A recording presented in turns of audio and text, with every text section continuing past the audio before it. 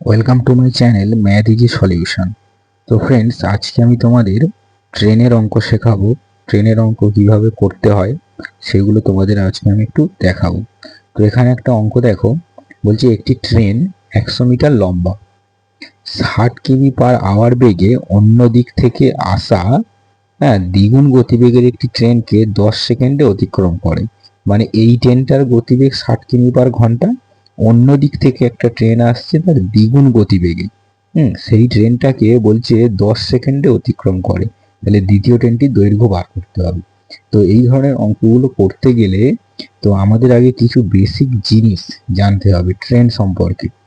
ঠিক আছে, তো আমি সেগুলো তোমাদেরকে আগে দেখাই। দেখো, আচ্ছা, একটা ট্রেন, ঠিক আছে, ট্রেনের একটা নির্দিষ্ট দৈর্ঘ্য আছে।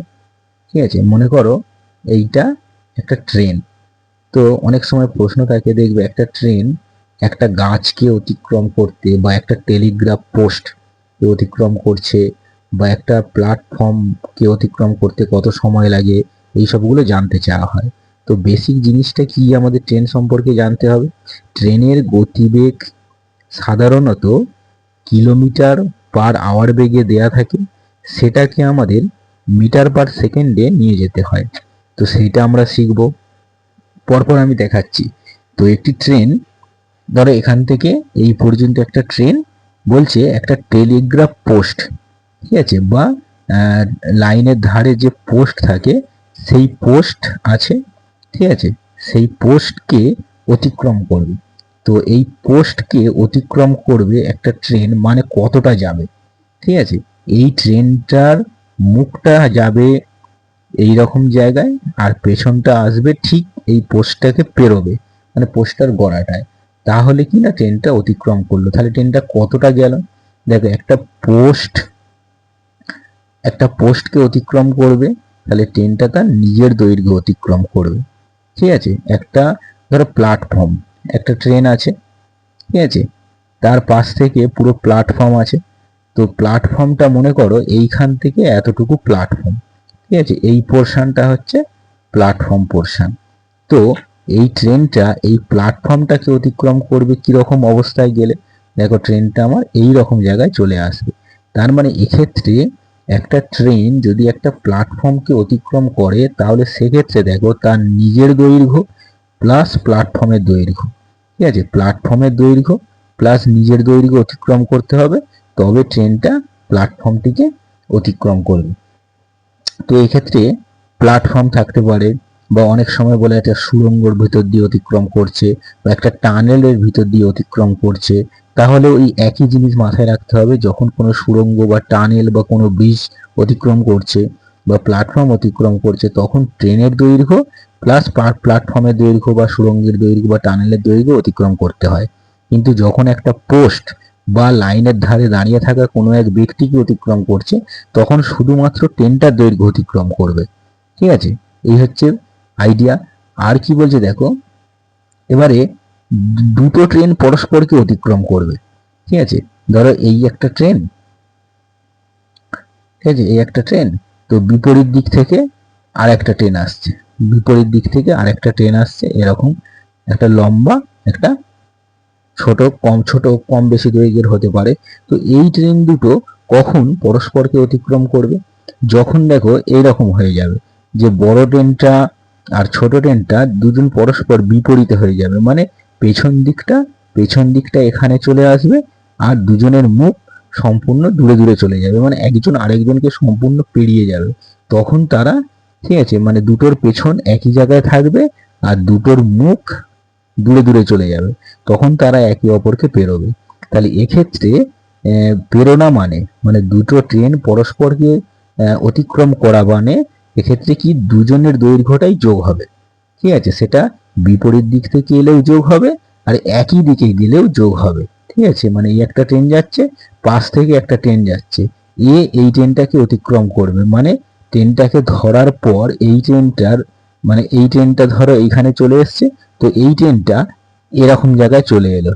ঠিক আছে, মানে একটার মুখ আর একটার শেষ, তবে কিনা অতিক্রম করলো। তাহলে এক্ষেত্রেও কি হবে না, দুটো ট্রেনের দৈর্ঘ্য যোগ হবে। হুম তো বিপরীত দিক থেকে আসুক বা একই দিক থেকে আসুক, পরস্পরকে অতিক্রম করতে গেলে দুটো ট্রেনের দৈর্ঘ্য যোগ হবে। আর এক্ষেত্রে রিলেটিভ ভেলোসিটি কাজে লাগবে। যদি তারা বিপরীত দিক থেকে আসে, দুটো ট্রেন বিপরীত দিক থেকে আসে, ঠিক আছে, মানে এদিক থেকে একজন আসছে, এই মুখে একজন আসছে, তাহলে তারা খুব কুইক, হ্যাঁ কুইক, তারা একে অপরকে অতিক্রম করে চলে যাবে। সেক্ষেত্রে রিলেটিভ ভেলোসিটি কি হবে, যোগ হবে। রিলেটিভ ভেলোসিটি মানে দুজনের ভেলোসিটিটা, মানে দুজনের বেগটা যোগ করতে হবে। আপেক্ষিক গতিবেগ, দুজনের গতিবেগটা যোগ হয়ে যাবে, হ্যাঁ সেই বেগটা নিয়ে তারা একে অপরকে অতিক্রম করবে। আর যদি দুটো ট্রেন একই দিক থেকে আসে, একই দিক থেকে চলতে থাকে, পরস্পরকে অতিক্রম করবে, তাহলে এক্ষেত্রে আপেক্ষিক বেগ একটার সাপেক্ষে আরেকটার কি মনে হবে না, খুবই কম মনে হবে। সেক্ষেত্রে রিলেটিভ ভেলোসিটিটা কি হবে, বিয়োগ হবে। এই ক্ষেত্রে একই দিক থেকে আসা ট্রেনটার রিলেটিভ ভেলোসিটি বা আপেক্ষিক বেগ বার করব, সেক্ষেত্রে আপেক্ষিক গতিবেগটা বিয়োগ করতে হবে। বিয়োগ করলে আমরা আপেক্ষিক গতিবেগ পেয়ে যাব। ঠিক আছে, তো এগুলো ট্রেন সম্পর্কে কিছু বেসিক ধারণা গেল। হ্যাঁ, এবারে আমাদের যে ট্রেনের অঙ্কগুলো আসে, আমি আগে দেখাই যে মিটার পার সেকেন্ড কিভাবে করতে হয়, বা কিলোমিটার পার আওয়ার যে বেগ সেগুলো কিভাবে করতে হয়। আমি একটা আগে সহজ জিনিসের মাধ্যমে তোমাদেরকে দেখাই। ধরো একটি ট্রেনের বেগ দেয়া আছে 60 কিমি পার আওয়ার। এটাকে আমাকে মিটার পার সেকেন্ডে নিয়ে যেতে হবে। তো আমি কি করব, মানে খুব সহজ অঙ্ক পড়ে, গতিবেগ দেওয়া আছে 60 কিমি পার ঘন্টা, তাহলে ওই ট্রেনটির গতিবেগ মিটার পার সেকেন্ডে কত হবে। ঠিক আছে, দেখো আমি কিভাবে যাচ্ছি।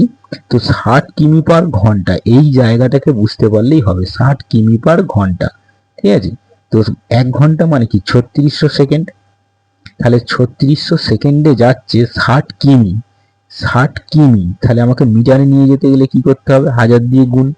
তাহলে 1 সেকেন্ডে কত যাবে, 3600 নিচে আসবে, তাহলে 60 গুণিত 1000/3600।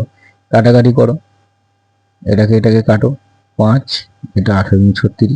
তার মানে 60কে 5-এর 18 দিয়ে গুণ করে দিলেই সেইটা মিটার পার সেকেন্ডে চলে যায়, এককটা হয়ে যাবে মিটার পার সেকেন্ড। এবার 18 দিয়ে এটাকে যতক্ষণ কাটাকাটি যাবে করব। ঠিক আছে, মানে অ্যাকচুয়ালি নিয়ম তাহলে কি হচ্ছে দেখো, 60 গুণিত 5-এর 18। এই যে 5-এর 18, এইটা অনেক শর্টকাট ট্রিক্সে বলে থাকে, দেখবে যে কিমি পার ঘন্টা আছে, তো সেটাকে 5-এর 18 দিয়ে গুণ করো, গুণ করলে মিটার পার সেকেন্ডে চলে যাবো। হ্যাঁ, এইটাকে শর্ট ট্রিক্সে, মানে এইটা শুধু এইটুকু মনে রাখলেই করে দেওয়া যায়। কিমি পার ঘন্টা আছে, সেটাকে আমি কি করব, 5-এর 18 দিয়ে গুণ করে দেবো, গুণ করে দিলে সেটা আমার এককটা মিটার পার সেকেন্ডে চলে যাবে। যা হবে, যা বেরোবে। ঠিক আছে, তাহলে কিমি পার ঘন্টা থেকে মিটার পার সেকেন্ডে যেতে গেলে, কিমি পার ঘন্টা থেকে মিটার পার সেকেন্ডে যেতে গেলে কত দিয়ে গুণ করতে হবে, 5-এর 18 দিয়ে গুণ করতে হবে। আর উল্টো দিকে যেতে গেলে মিটার পার সেকেন্ড থেকে যদি কিমি পার ঘন্টাতে যেতে হয়, সেক্ষেত্রে তাহলে কি করতে হবে, 18/5 দিয়ে গুণ করতে হবে উল্টো দিকে যেতে গেলে। মানে মিটার পার সেকেন্ডে যেতে গেলে 5-এর 18 দিয়ে গুণ করব, আর যদি মিটার পার সেকেন্ড দেয়া থাকে, তাহলে আমাকে যদি কিমি পার ঘন্টাতে যেতে হয়, তাহলে 18/5 দিয়ে গুণ করব। গুণ করলে আমার মানে ওই মানটা চলে আসবে। তো ঠিক আছে, মোটামুটি বেসিক কিছু জিনিস বললাম। এবারে বাকি অঙ্ক করতে করতে এগুলো আরো ক্লিয়ার করব। তো আমি আজকে একটা সহজ অঙ্ক দেখাবো, দেখো দেখলে বুঝতে পারবে। বলছে কি, একটি ট্রেন 100 মিটার লম্বা, তাহলে ট্রেনটা হচ্ছে 100 মিটার লম্বা, 60 কিমি পার আওয়ার বেগে যাচ্ছে। অন্য দিক থেকে আসা দ্বিগুণ গতিবেগের একটি ট্রেন, তাহলে এদিকের ট্রেনটার গতিবেগ কত, 60 কিমি পার ঘন্টা। মানে একটা ট্রেনের গতিবেগ, এই ট্রেনটার গতিবেগ হচ্ছে 60 কিমি পার ঘন্টা। আর তার বিপরীত দিক থেকে একটা ট্রেন আসছে, তার গতিবেগ তার দ্বিগুণ, 120 কিমি পার ঘন্টা। ঠিক আছে, মানে একজনের গতিবেগ 60 কিমি পার ঘন্টা, অন্যজনের গতিবেগ 120 কিমি পার ঘন্টা। এবারে ট্রেন দুটোর দৈর্ঘ্য, প্রথম ট্রেনটা দৈর্ঘ্য বলে দিয়েছিল, এইটা বলে দিয়েছিল 100 মিটার লম্বা। আমাকে এটা দেখো, এইটা হচ্ছে বেগ, কিমি পার আওয়ার। ঠিক আছে, কিমি পার আওয়ার বেগ। আর এই ট্রেনটার দৈর্ঘ্যটা আমাকে জানতে চেয়েছে, এই ট্রেনটার দৈর্ঘ্যটা জানতে চেয়েছে। এবার দেখো, এই ক্ষেত্রে রিলেটিভ ভেলোসিটি কি হবে, যখনই এরকম একে অপরের বিপরীত বা একই দিকে যাবে দুটো ট্রেন পরস্পর, সেক্ষেত্রে আমাকে প্রথম কাজ হচ্ছে রিলেটিভ ভেলোসিটিটা বার করতে হবে বা আপেক্ষিক গতিবেগ। তাহলে যেহেতু পরস্পর কি বিপরীত দিকে মুখ আছে, তাহলে আপেক্ষিক গতিবেগ যোগ হবে। তাহলে আপেক্ষিক গতিবেগ 60 প্লাস 120 সমান কত হচ্ছে 180 কি কিমি পার ঘন্টা। এটাকে আমি কিসে নিয়ে যাব, মিটার পার সেকেন্ডে।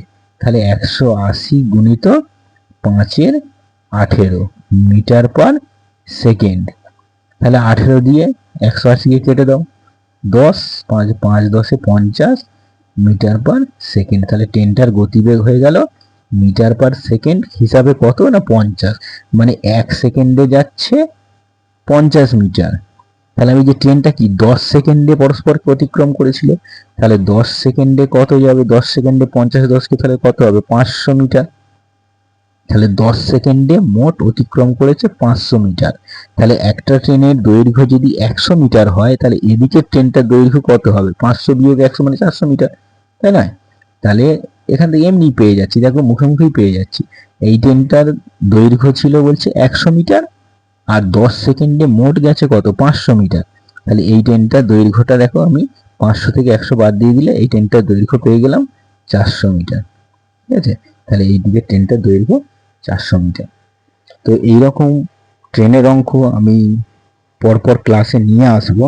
তোমাদের আগে প্রথমে বেসিকটা বলে দিলাম, আর একটা অঙ্ক দেখালাম। আমি পরবর্তী ক্লাসে এখন ট্রেনের অঙ্কগুলো সব করাবো, কারণ পরবর্তী তোমাদের রেলের এক্সাম যে আছে, তো সেখানে ট্রেনের অঙ্ক নিশ্চয়ই থাকবে। সেই হিসাবে আমি ট্রেনের অঙ্ক কিছু করিয়ে দেবো তোমাদের।